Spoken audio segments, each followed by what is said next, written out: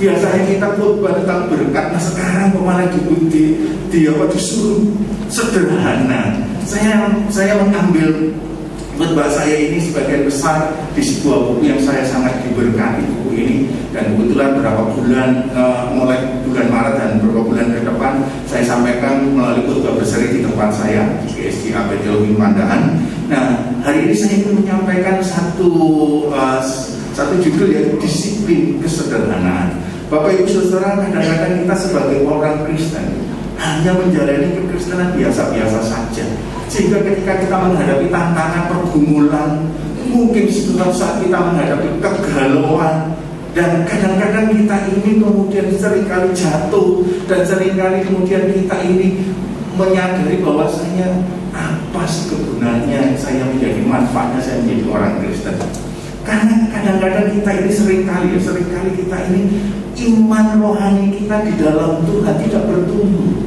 Karena pertumbuhan rohani itu bisa terjadi melalui disiplin rohani. Nah, salah satu disiplin rohani yang saya ambil dalam buku Richard Foster, yaitu tentang tertib rohani. Nah, hari ini saya ingin hanya menyoroti tentang disiplin kesederhanaan. Mari kita akan membukanya di dalam di dalam kitab Pengkhotbah pasal 7 ayat yang ke-29. Pengkhotbah pasal 7 ayat yang ke-29. Saya akan bacakan demikian firman Tuhan. Pengkhotbah pasal 7 ayat ke-29. Lihatlah, hanya ini yang kudapati, bahwa Allah telah menjadikan manusia yang jujur, tapi mereka mencari banyak dalih. Nah, dalam terjemahan Indonesia masa kini, terjemahan bahasa Indonesia masa kini, itu dikatakan seperti ini. Ayat yang mengatakan bahwa Allah telah menjadikan manusia yang jujur. Terjemahan bahasa Indonesia masa kini menerjemahkan ini: Allah membuat kita sederhana dan biasa. Allah membuat kita sederhana. Nah, ternyata kita ini didesain, saudara-saudara. Memang kita didesain dengan luar biasa. Tapi dalam kata lain, kata luar biasa berbicara tentang bahwa Allah mendesain diri kita ini hiduplah sewajarnya. Kata sederhana di sini itu mengandung satu pengertian hiduplah sewajarnya. Jangan munafik, jangan bermuka dua, saudara.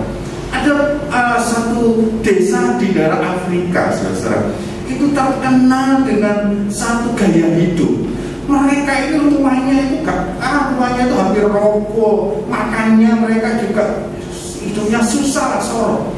Tapi mereka punya gaya hidup. Kalau membeli barang-barang seperti baju, seperti barang-barang yang lain selalu branded, demi untuk menghidupi gaya hidupnya yang serba branded atau barang-barang mahal. Dia rela tinggal di rumah kumuh, dia rela makan yang sedikit, hanya demi menghidupi gaya hidup yang branded. Sebenarnya mereka nggak punya apa-apa seperti begitu. Nah, tetapi firman Tuhan katakan hiduplah sewajarnya. Nah, mari coba kita akan lebih panjang lagi. Kita akan berbicara tentang hal hidup sederhana. Nah, saudara-saudara, hari-hari ini kita ini seringkali mendengar berita tentang crazy rich. Malang ada, Surabaya ada. Bahkan beberapa minggu yang lalu di sebuah stasiun televisi itu menayangkan pada 7 crazy rich di Indonesia. Nah, yang dikatakan orang kaya ini seringkali kemudian mengumbar apa yang ada, yang dia punyai. Bahkan sampai ada yang rumah 30M gitu ya, ember gitu ya, miliar. Waduh, umbar baru membeli. Dan kemudian ada juga yang mengumbarnya dengan beli mobil-mobil, entah Ferrari atau Lamborghini atau mobil yang lain. Dan kemudian ada yang sampai kemudian dia baru saja beli jet, baru saja beli pesawat. Dan bukan itu saja, di tayangan-tayangan Instagramnya, kemudian atau di YouTube-nya, kemudian menanyakan bagaimana dia punya koleksi, entah koleksi sepatunya yang harganya cuma puluhan juta. Kemudian tasnya yang merek atau yang branded seperti begitu, yang harganya cuma miliaran. Katakan semuanya hanya dia beli dengan gampang, pokoknya dia mengatakan murah banget, saudara. Nah, tayangan-tayangan ini kadang-kadang memacu kehidupan kita. Sepertinya kita ini akan dipacu menjadi orang-orang yang selalu mengejar hal branded, padahal sebenarnya kita memang sebenarnya tidak mampu, sehingga kemudian hanya menggunakan banyak cara untuk menghalalkan apa yang sebenarnya kita inginkan. Sama seperti satu kehidupan di sebuah desa di Afrika, sebuah negara di Afrika. Yang penting pokoknya dia pakai jasnya, bajunya branded, bajunya mahal-mahal. Tetapi walaupun dia makannya mungkin sedikit atau tinggalnya di rumah-rumah yang hampir roboh, yang penting penampilannya, gengsi. Inilah saudara kita sedang hidup di dalam keadaan yang seperti begini. Nah, ada satu ungkapan seperti begini. Manusia modern itu terperangkap dalam persaingan yang banyak dan berat. Apa yang membuat kadang-kadang sebagian orang hidup di dalam keadaan yang seperti itu? Karena memang kita hidup di dalam modernisasi, bahkan beberapa mengatakan pasca modern. Kalau sebelum modern itu, kalau zaman modern itu, ini gampang ditarik ya. Kalau orang gitu dalam modern itu selalu harmonis. Harmonis itu kalau pakaian atasnya warna biru, nah mungkin supaya matching, pokoknya cari yang mungkin hitam atau pokoknya warnanya yang matching lah. Sepatunya juga ada warna birunya. Tapi orang pasca modern, wah itu dikatakan sangat melakukan ketidakteraturan. Bagaimana tidak? Mungkin bajunya bisa kuning, nanti celananya bisa warna pink, sepatunya bisa warna orange. Nah, saudara bisa lihat sekarang, kalau dulu sandal itu kalau warnanya biru ya gandengannya biru, tapi sekarang bisa beda.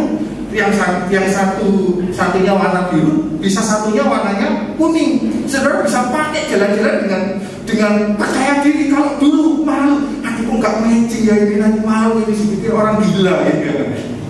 Tapi sekarang tidak, saudara.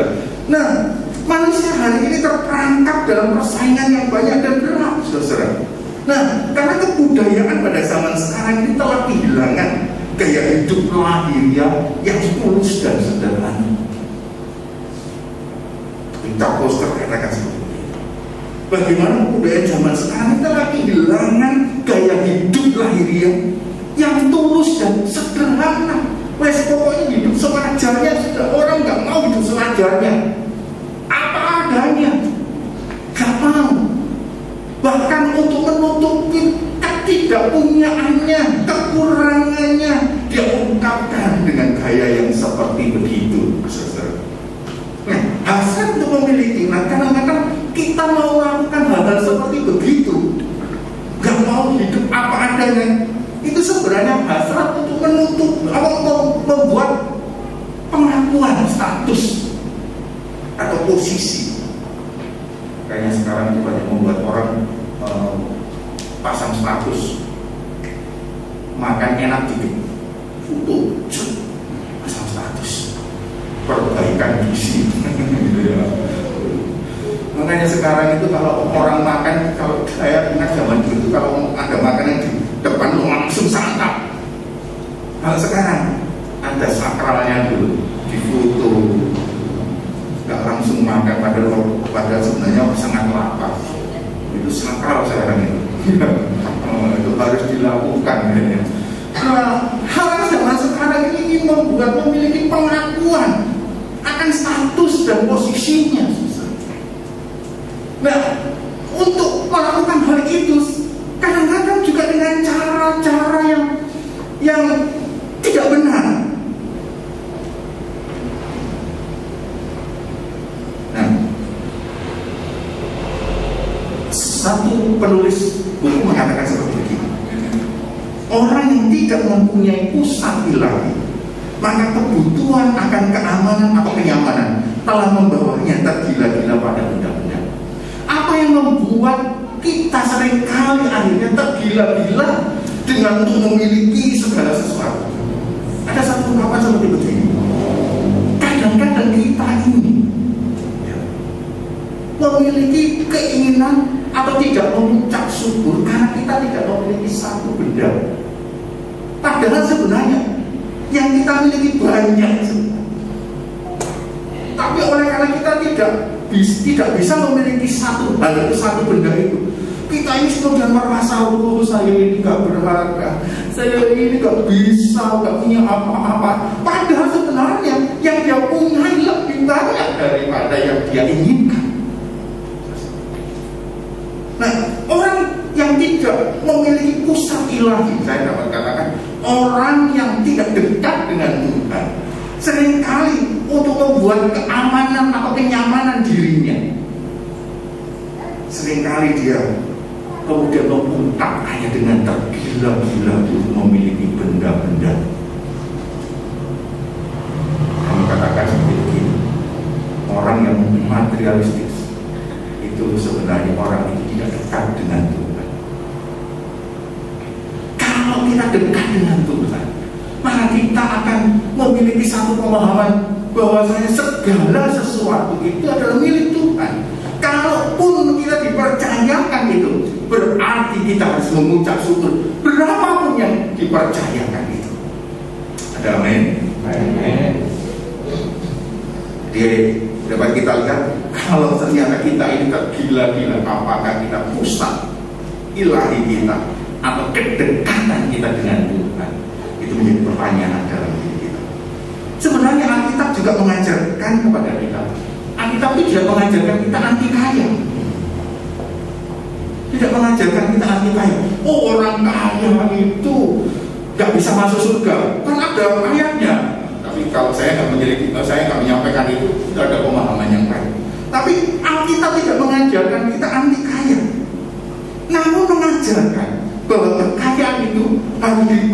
sebagai milik Tuhan. Amin. Jadi Alkitab tidak mengajarkan kita anti kaya. Kalau kita kaya, puji Tuhan, ada amin. Wah, kita diberkati dengan luar biasa, puji Tuhan. Karena firman Tuhan juga katakan, ya, kalau orang yang gak punya apa-apa juga, kalau sorong, itu juga gak baik karena dia mungkin tidak sungguh-sungguh dalam bekerja. Tapi yang Alkitab ajarkan adalah kalau Tuhan mempercayakan kita lebih daripada yang lain, kalau Tuhan mempercayakan kekayaan kepada kita, saudara harus memandang ini adalah titipan Tuhan, dan kita harus mempergunakan juga untuk kemuliaan Tuhan. Berani berbagilah. Mazmur 24 ayat 1 itu mengatakan bahwa segala sesuatu di bumi ini adalah empunya Tuhan. Segala sesuatu di bumi dan isinya adalah empunya Tuhan.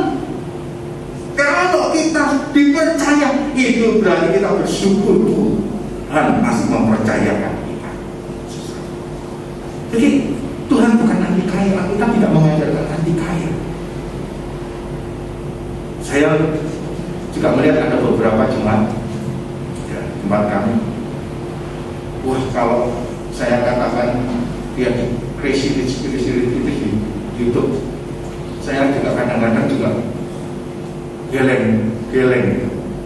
Padahal sebenarnya kalau ada beberapa yang saya kenal itu, wah itu kalau mobilnya yang klasik dan sama yang nggak klasik itu, kalau saya perhatikan itu mungkin 2 kali ruangan ini tingkat semuanya penuh. Belum kemudian Harley-nya, belum ada yang lain-lain. Sementara yang di Instagram mungkin cuma punya 2, 3 atau 4 atau 5.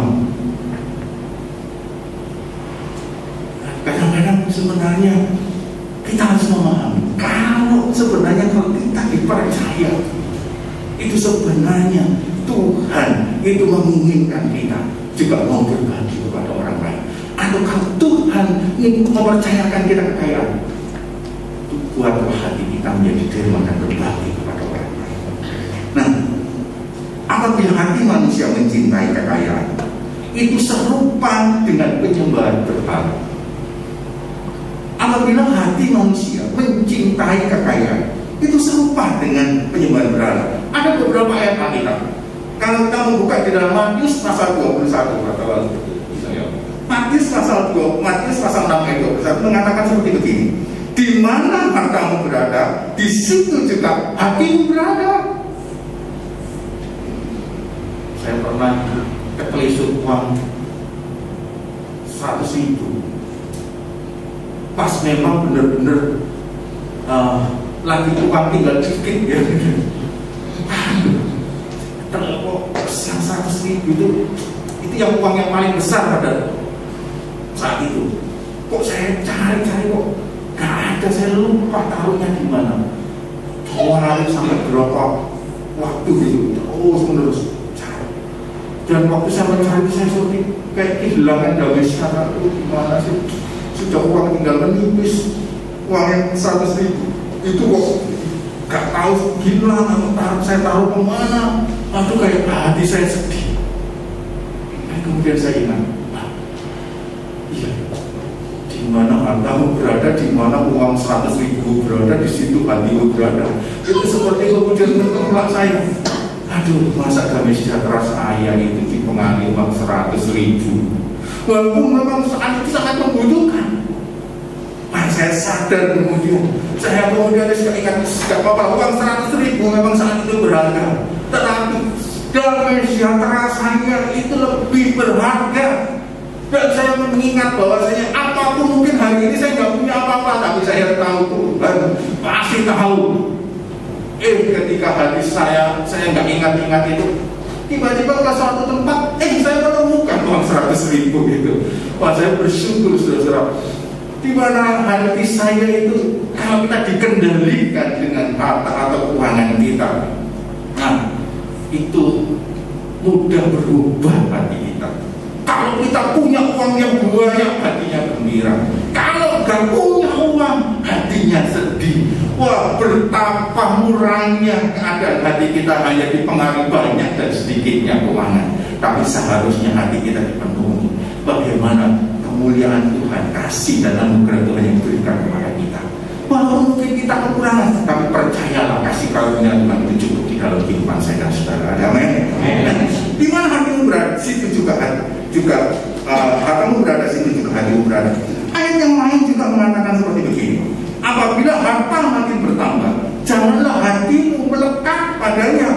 Mazmur 62:11 mengajarkan kepada kita bagaimana kita memperlakukan harta atau kekayaan kita. Jangan sampai kemudian harta kita semakin bertambah, hati kita semakin melekat kepada harta itu.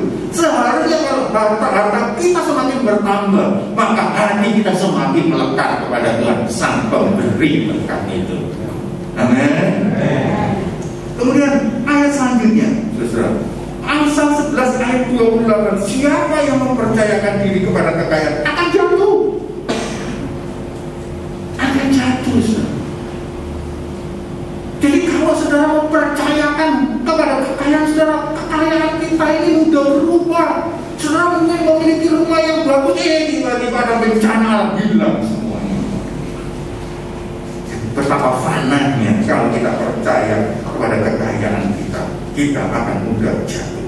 Ayat selanjutnya adalah saudara, Rasul Paulus juga menasihatkan kepada orang kaya untuk tidak berharap pada kekayaannya. Itu ada dalam 1 Timotius 6:17-19.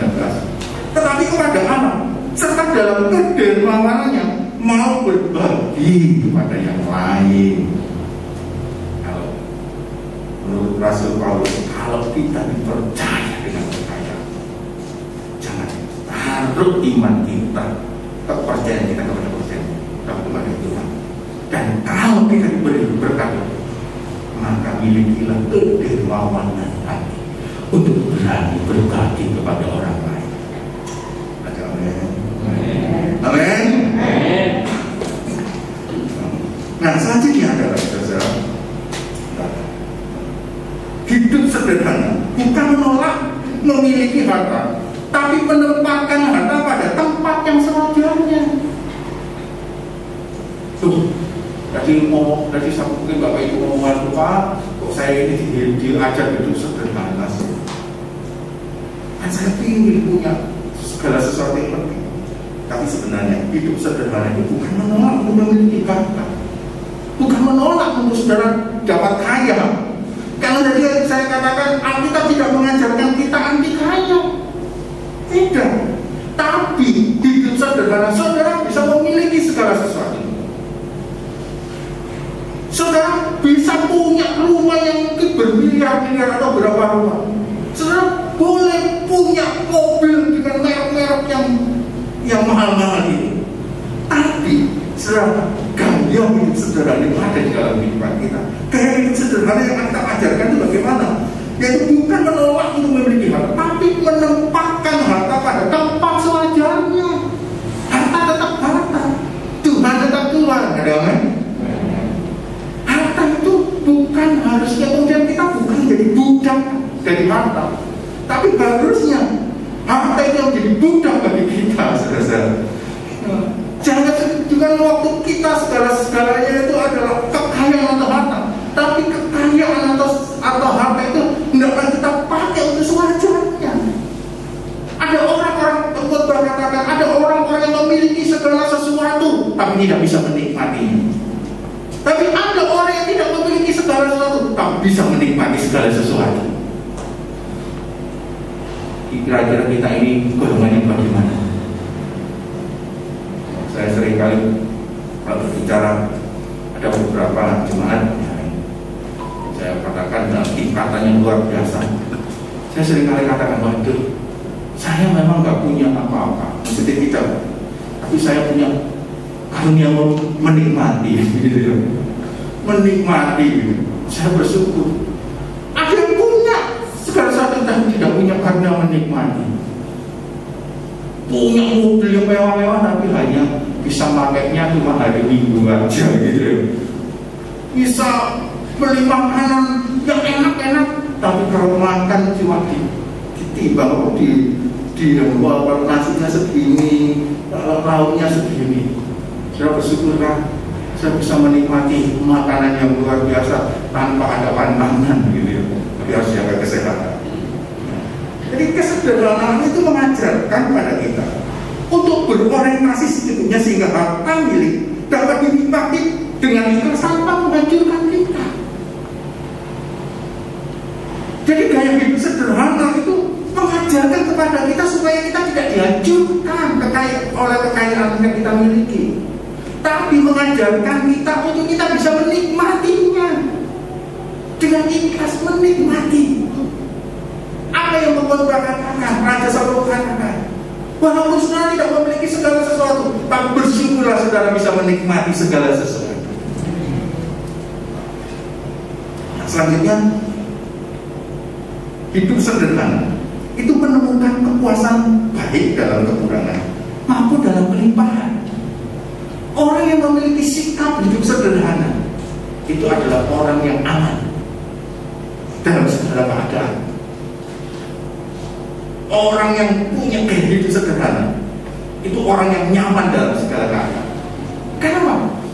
Baik gak punya, baik lagi gak punya, lagi kantongnya kempes, angker, kantong kering, tetap tersenyum, bersuka cita.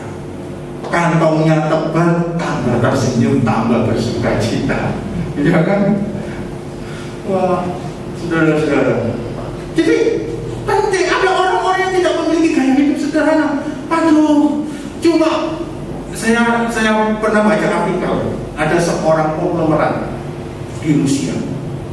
Dia punya kekayaan 120 triliun. Bisa bayangkan apa enggak? Nah, bisa ya? Sudah bisa bayangkan. Saya juga pusing kalau suruh ngitung 120 triliun. Kalau saya diberi begituan. Punya kekayaan 120 triliun. Nah, pada waktu tahun 2008 itu ada resesi ya, atau ya apa itu? Dan kemudian apa yang terjadi? Dia kehilangan 30 triliun. Dia punya tadi uang kekayaan 120 triliun. Kehilangan 30 triliun tinggal 90 triliun. Bagi kita buahnya apa enggak ya? Buahnya ya. Walaupun kehilangan 30, tapi apa yang terjadi? Wah, konglomerat itu kemudian merasa dia sudah kehilangan 30 triliun. Dia depresi, dia stres hanya oleh karena 30 triliun. Tapi sebenarnya dia masih punya 90 triliun. Dan apa yang terjadi malam harinya? Dia berjalan dengan pikirannya kosong. Dan pada waktu ada kereta api, kemudian dia melepaskan tubuhnya di kereta api. Dia mati bunuh diri karena kehilangan 30 triliun. Padahal masih punya 90 triliun. Ini adalah orang yang tidak memiliki cara hidup sederhana. Ada orang-orang yang sebenarnya dia punya, masih punya, yang dia punya masih banyak, tapi dia merasa bahwa kehilangan ini. Makanya bersyukurlah kalau kita punya gaya hidup sederhana. Baik kita kekurangan, tetap puji Tuhan. Kalau kita diberi berkat, tetap puji Tuhan. Amin. Nah, selanjutnya Bapak Ibu saudara, ya bisa ya kayaknya agak. Nah, saudara, bagaimana saudara kita bisa memiliki gaya hidup sederhana? Ayat yang cukup berkenaan dengan ini adalah Matius 6 ayat yang ke-33. Ayat yang cukup terkenal. Mari kita coba baca Matius pasal 6 ayat yang ke-33. Matius pasal 6 ayat 33 saya akan bacakan. Matius pasal 6 ayat yang ke-33. Tetapi jadilah dahulu kerajaan Allah dan kebenarannya, maka semuanya itu akan ditambahkan kepadamu. Bagaimana kita memiliki cara berpikir yang sederhana menurut Alkitab? Adalah kita memfokuskan pikiran kita, hati kita untuk kita mencari kerajaan Allah dan kebenarannya, untuk kita mencari Tuhan dan kebenarannya, untuk kita benar-benar dekat kepada Tuhan dan kebenarannya.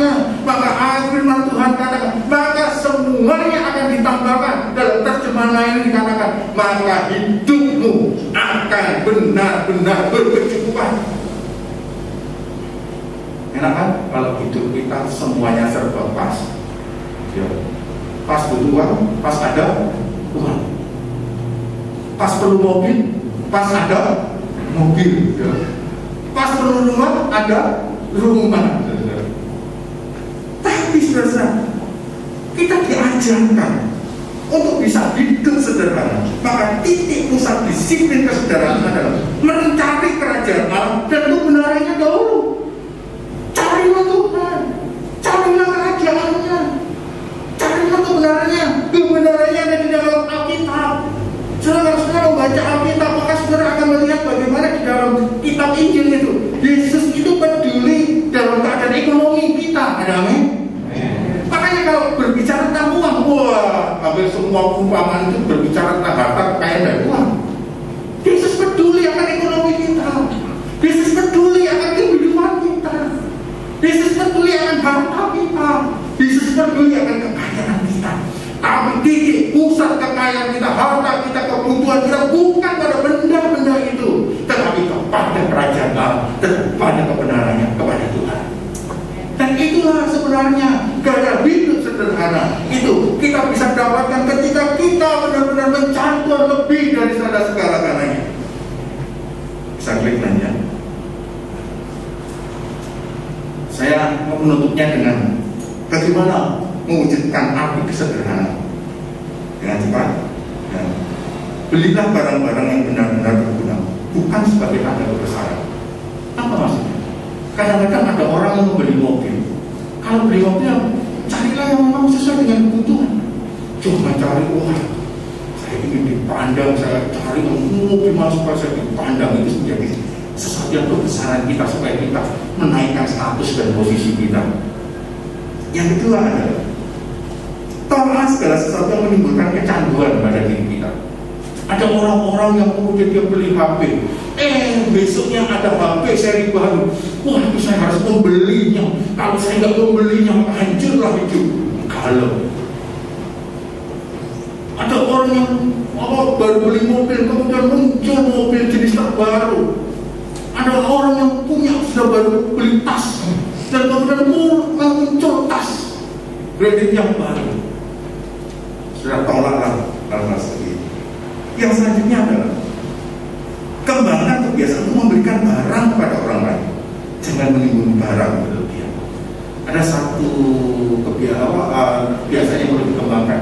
Kalau sudah punya barang-barang yang cukup berlebihan, yang sudah pakai yang lebih, tapi karena belajarlah berbagi. Kalau sudah belajar berbagi itu mengembangkan gaya hidup sederhana. Selanjutnya, jangan konsumtif. Konsumtif itu suara, apalagi sekarang dia di Instagram, dia di YouTube, dia di artikel, apa di Telegram, waduh ada barang dijual baru, dia di status orang yang jual online. Waduh, sebenarnya kita nggak perlu, aku harus beli barang ini. Tidak ada yang itu. Nah, yang terakhir, ya, belajar menikmati barang tanpa memiliki. Saudara, belajar untuk menikmati pantai tanpa memiliki keindahan, tanpa memiliki pantai ini. Saudara, menikmatilah kalau saudara ingin mobil bagus, ya nikmatilah ada mobil-mobil yang seliweran gitu ya. Menikmati tanpa memilikinya. Kalau bapak ibu ingin tas yang mahal-mahal, tas Hermes, belajarlah hanya memandang utuhnya tanpa memiliki. Masih banyak yang bisa kita nikmati, saudara, tanpa membuat kita bangga. Sebenarnya kita harus pakai apa yang dimaksud Salomo di dalam pemegahnya, dalam punya segala sesuatunya, tapi dalam masa tuanya sebelum akhir hidupnya dia katakan, ternyata lebih berbahagia orang yang bisa menikmati tanpa memiliki. Amin. Dan cara itu sederhana. Kalau kita naik pesawat, puji Tuhan, kita punya mobil yang berganti-gantian. Kalau kita naik ojol, ojek online, bersyukur saja kita bermacam-macam. Kalau saudara bisa menikmati makanan, kan? Hari ini tempe, puji Tuhan. Nanti saudara bisa mengubahnya jadi mendol. Saya bisa menikmati.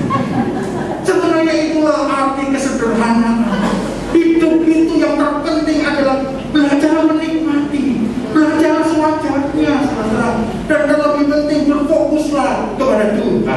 berfokus untuk mencari kerajaannya dan kebenarannya, maka semuanya akan terlakukan. Kiranya Tuhan memberkati seluruh jemaat ini. Tuhan yang akan senantiasa menyatakan berkat dan kesederhanaan yang luar biasa dalam hidup kita. Amin.